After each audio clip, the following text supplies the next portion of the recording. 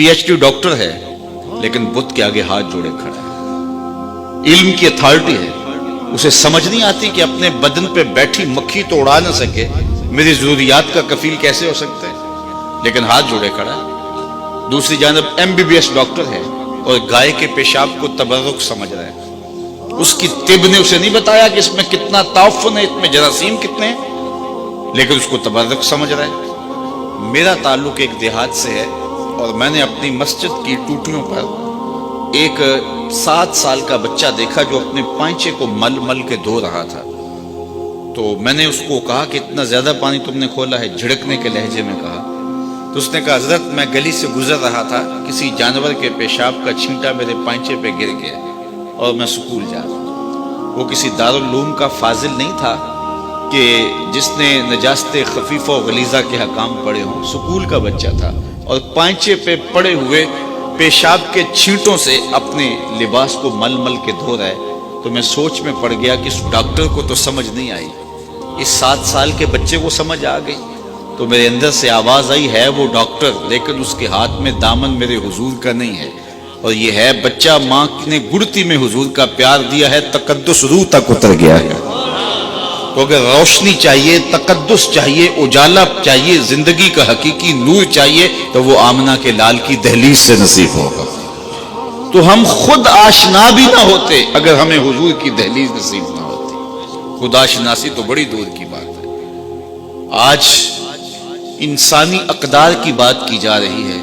मुझे बताओ, इससे बढ़कर कोई जिल्लत हो सकती थी कि सका बाप अपनी बेटी को जिंदा दरगोर करता था और इस पर मुआशरा दाद देता था। जुर्म आज भी होते हैं, लेकिन मुजरिम गर्दन झुका के चलता है। लेकिन वो कैसा सफाकाना जमाना था कि मुजरिम को जुर्म पे दाद मिलती थी, और जब वो अपनी बेटी को जिंदा दरगोर करके आता तो मुआशरा उसे तहसीन की नजरों से देखता, और कोई इसके रास्ते में रुकावट डालने वाला नहीं है। ये मेरे हुजूर थे जिन्होंने आके कहा, बेटियों को कत्ल करने वालों सुन लो, मेरी बेटी फातिमा मेरे जिगर का टुकड़ा है। इसको सिर्फ हम कलमा मोहब्बत के मिजाज में लेते हैं, जरा इस पहलू पे भी गौर कीजिए। जब बेटियों को जिंदा दरगोर करके बाप फख्र करता है, उस जमाने में ये कहना कि मेरी बेटी मेरे जिगर का टुकड़ा है, ये कितनी बड़ी बात थी।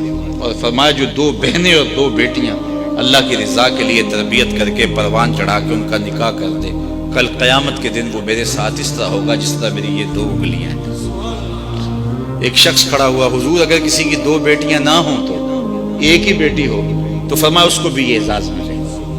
तो कहाँ बेटियां जिंदा दरगोर की जा रही हैं, और कहा जिसकी एक बेटी है वो आरजू कर रहा है काश कि मेरी भी 2 बेटियां होती। ये थी तब्दीली, ये था हुजूर का लाया हुआ दीन।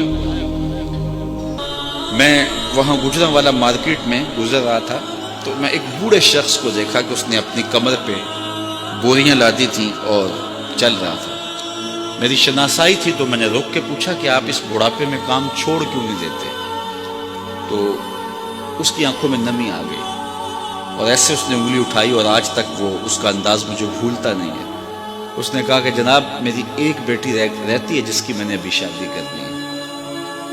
तो मैं सोचने लगा कि ये बाप तो जिंदा दरगोर करता था, और आज ये बुढ़ापे के बावजूद अपनी कमर पे बोरियां लाद रहा है कि मैंने बेटी की शादी करनी थी। ये भाई तो कत्ल कर देता था, कल मेरा कोई बहनोई ना कहलाए, और आज वो फैक्ट्री में ओवर टाइम लगा रहा है, परदेश काट रहा है, दुख बर्दाश्त कर रहा है, मैं बहनों के हाथ पीले करने। तो इनके सीने में ये प्यार किसने लिख दिया? जवाब एक ही आएगा, मिलाद वाले नबी ने।